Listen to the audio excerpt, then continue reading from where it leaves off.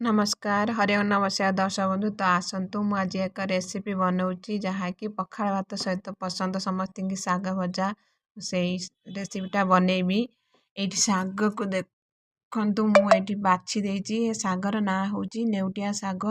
को भल भाव बाछिकी चुन चुन करी काटिदेली। काटिला पर भल पानी रे को धोईदेली। दी थर करी धोइली कारण एथिरे बाली थाए बहुत से भल भाव धोईकी ए पाछियाटार सब छांकी दौची साग गुड़ी को।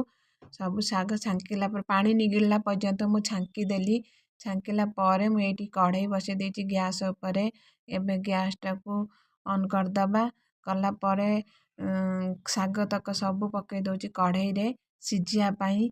एथिरे मु प्रथमे लुण पकाइनी कारण एथिरे बहुत पानी बाहर सागरु से मु अधा सिझिला पर्यंत एको भाजे।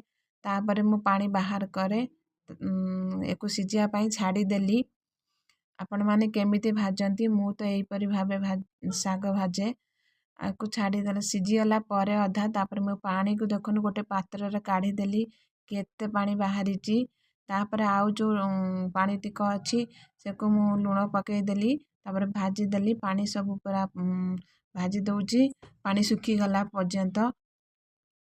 आपण माने अलग प्रकार भाजुथिबे साग पानी न काढ़ीने एटा अधिक सिझीजिवो सेतिबाई मु पानी काढ़ी दिए।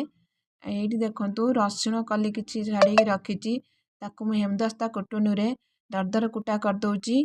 एको कुटिला परे तापरे जो साग पूरा पानी सुखी जाइछि ताकु मु अलगा पात्र काढ़ी देनी। रसुण को रख देछि कढ़ई एठी गरम हे गलानी। तादर मु सोरिष तेल दे दउची। सोरिष तेलटा गरम हो गला परे तापरे सुखिला लंका पंच फुटण अछि ताको मु पकई देली फुटी गलानी।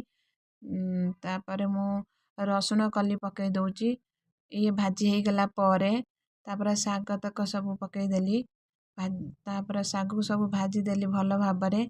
ए सागरे बड़ी भी पकई पारिबे पकईले अधिका टेस्ट भी अलग प्रकार हबो।